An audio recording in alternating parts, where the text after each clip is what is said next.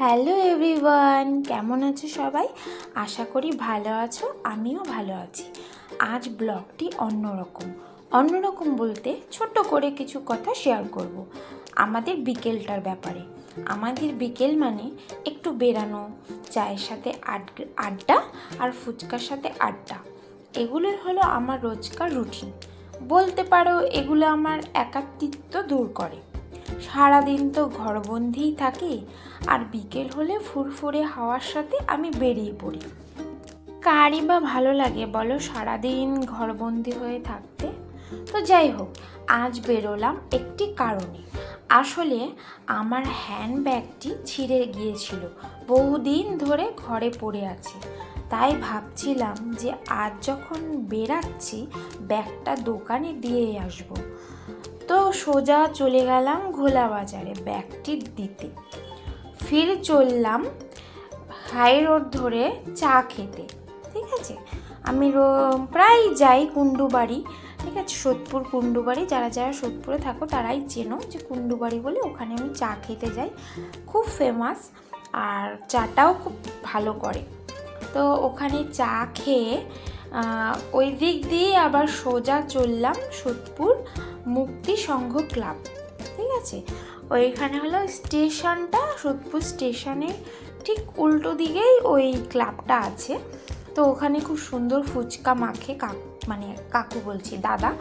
তো ওখানটাই আমি ফুচকা খাই, আর কোনো জায়গা থেকে বেশিরভাগ খাই না, ওখানেই আমার যাওয়া। তো ওখানেই আমি গিয়েছিলাম ফুচকা খেতে, মুক্তি সংঘ ক্লাব, ওখানে ফুচকা খেতে। এখানে দারুণ ফুচকা করে, সত্যি ওখানে খুব দারুণ ফুচকা করে। আমি সত্যি ওখানে খেয়েছি তো। আর যখন ওখানে দাদা বসে না, তো আমি আর সেখানে আর অন্যদিকে যাই না, যেহেতু দাদা অনেক সময় বসে না, অনেক সময় বিয়েবাড়ি এইসবে অর্ডার থাকে বলে অনেক সময় বসে না। তাই আমি অনেক সময় যাই, কিন্তু দেখি যে উনি নেই, তারপর আমি আর ওখান থেকে আর খাওয়া হয় না। যাই হোক, তারপর ওখান থেকে ফুচকা খেয়ে সোজা বেরিয়ে পড়লাম কসমেটিক্সের দোকানে। তো আমার কিছু জিনিস নেওয়ার ছিল, অনেক দিন ধরেই ফেস ওয়াশ ফুরিয়ে গেছিলো, ফেস ওয়াশ ছিল না। তো একটা ফেস ওয়াশ কিনলাম আর একটা বডি ওয়াশ কিনলাম। তো ওখান থেকে আমি একটা ফেস ওয়াশ নিয়ে আর একটা বডি ওয়াশ নিয়ে চলে গেলাম তোমার হলো রুটির দোকানে। তো আমি যেহেতু বাড়িতে রুটি বানাই না, তো আমি কেনা রুটিই খাই, আর বাবুকেও রুটি খাওয়াই রাত্রেবেলা। অনেক সময় ভাত খায়, আবার অনেক সময় রুটি খায়। তো রুটির দোকানে চলে গেলাম, সোজা ওখানে রুটি নিয়ে তারপরে বাড়ি আসলাম। তো বাড়ি এসে তো বাবু শুরু করেছে যে ফুটি খাবে। ওর তো বায়নার আর শেষ নেই। ঠিক আছে, ফুটি খাবে। ঢুকে গেছি বাড়িতে, তখন বলছে ফুটি খাবে।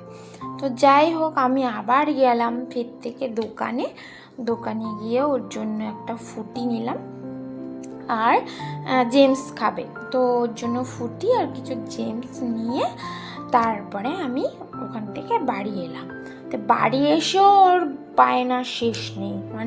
আর ওর কি বলতো, একটু ঠান্ডা লেগেছে বলে আমি বেশি ঠান্ডাটা নিইনি, আর ঠান্ডা নিইনি বলে ও কান্না করছে যে ও ঠান্ডা খাবে।